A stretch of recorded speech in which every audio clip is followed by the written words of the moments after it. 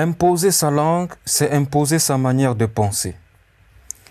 Le linguiste Claude Agege s'inquiétait alors de la domination des langues dites économiques sur les langues nationales. Les langues ne sont pas que des vecteurs, ce sont également des modèles d'authentification d'un groupe ou d'une société. À côté du français et l'anglais que compte le Cameroun, il existe un registre vaste de langues sociétales appelées langues maternelles. Pourquoi sont-elles qualifiées de maternelles?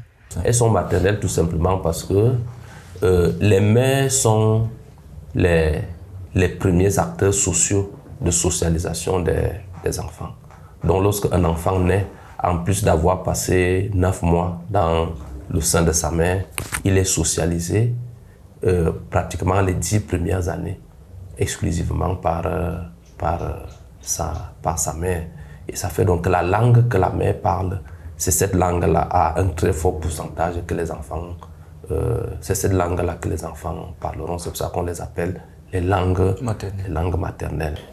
On sous-entend que dans nos communautés, la maman communique avec son bébé, dont la langue que l'enfant apprend dès le départ, la langue à travers laquelle il entre en contact avec le monde environnant, le monde qui est autour de lui, c'est la langue de la maman.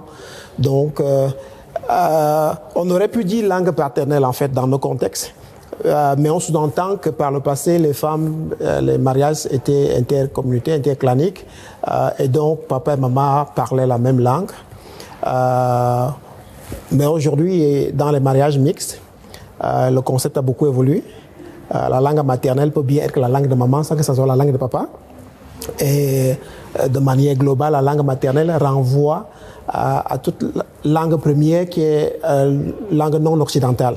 Au moment de notre enregistrement, les statistiques affichées par la Société internationale de linguistique, en abrégé SIL, antenne du Cameroun, présentent 283 langues maternelles répertoriées sur le territoire, dont 277 dites vivantes et 6 langues dites mortes.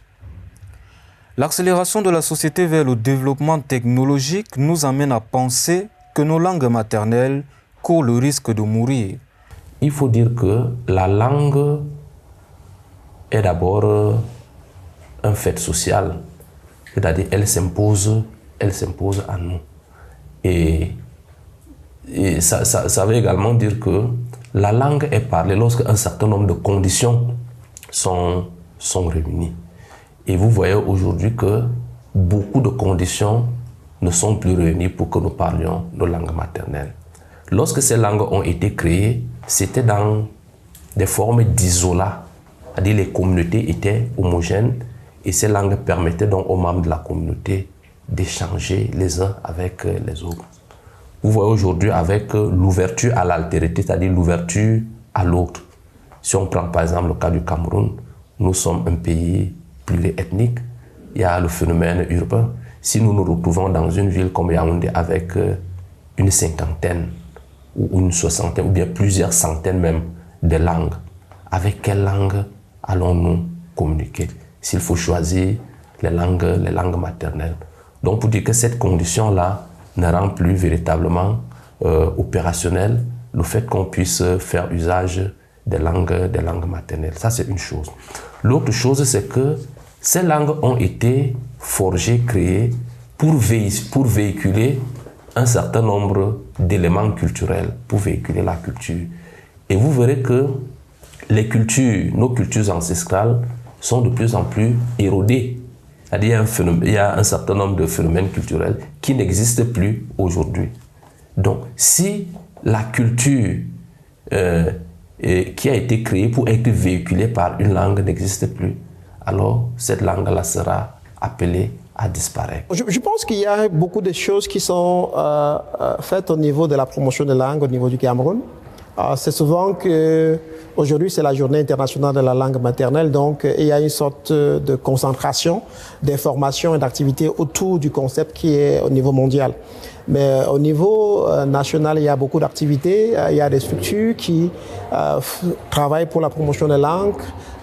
Il y a au niveau des enseignements secondaires et des enseignements de l'éducation de base, des activités, l'introduction des langues, de l'enseignement au niveau scolaire. Donc, il y a beaucoup d'activités. La Constitution camerounaise met en avant la promotion des langues et la promotion de notre langue locale, immédiatement après la promotion du français et de l'anglais. Et donc, il y a beaucoup d'activités.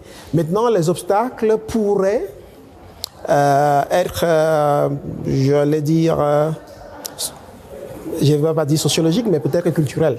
C'est-à-dire que, dépendant des communautés, dépendant des familles, il y a une certaine appréciation, une certaine perception qui voudrait qu'on pense que ce qui est exogène, exotique, le français, l'anglais, les autres langues dites internationales, sont des langues plus prestigieuses que nos langues maternelles. Et donc, finalement, les gens ont tendance à négliger cet aspect. Mais d'un point de vue personnel, je pense que les langues maternelles au Cameroun ne souffrent vraiment pas d'un problème de promotion.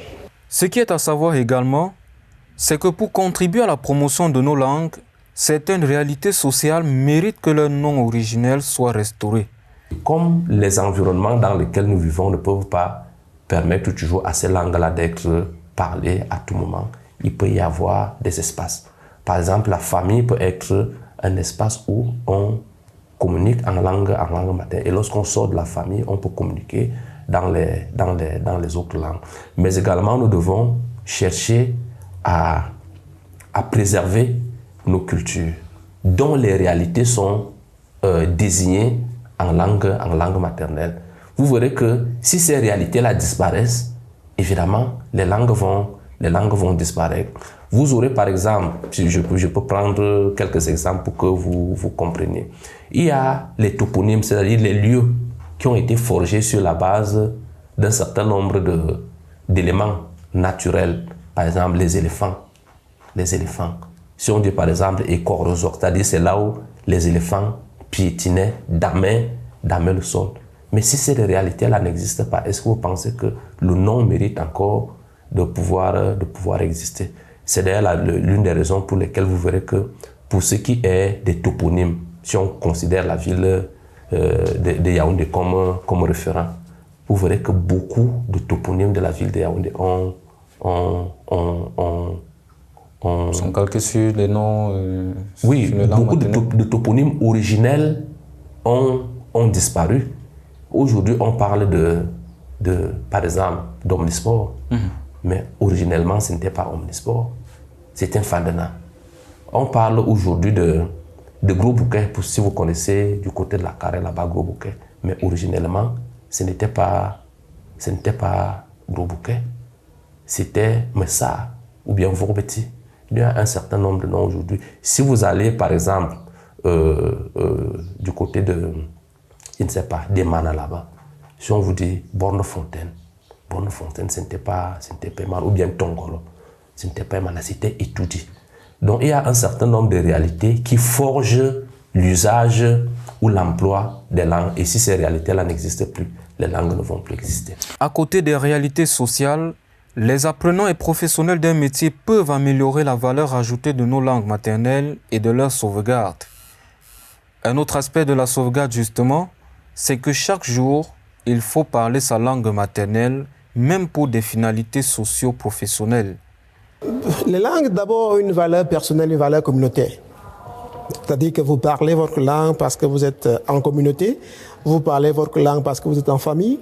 Donc, que vous soyez à l'intérieur du Cameroun ou à l'extérieur, s'il y a une opportunité d'un regroupement communautaire qui s'y présente, il y aura de fortes chances que la langue soit utilisée.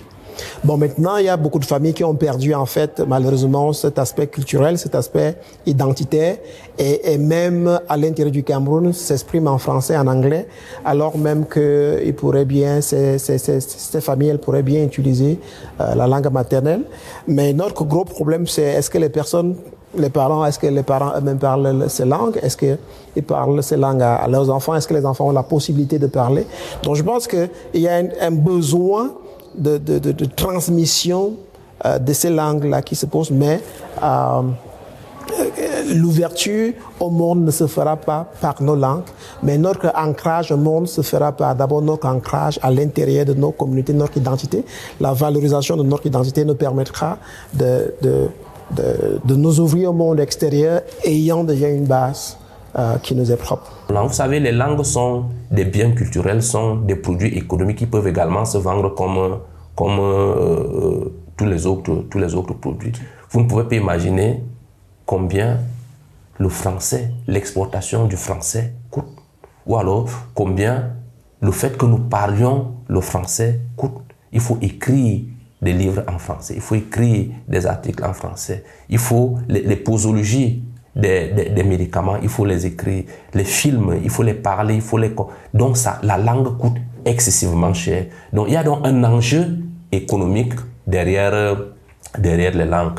Et la langue, comme je vous l'ai dit, est toujours adossée à la culture. Plus votre culture est forte, plus votre langue a les moyens de s'imposer à l'échelle planétaire. Donc il ne faudrait pas envisager la langue ici là comme étant quelque chose de détaché, comme quelque chose d'isolé du package culturel. Donc si nous voulons que nos langues s'exportent à l'échelle de la mondialisation, à notre profit, bien évidemment, il faudrait que nous rendions nos cultures fortes. Sinon, nos langues, elles peuvent peut-être courir le risque de nous échapper, mais sans pouvoir disparaître. Vous verrez par exemple que dans beaucoup d'universités d'Occident et d'Orient, nos langues sont archivées. Nos langues sont archivées et elles peuvent être utilisées à des fins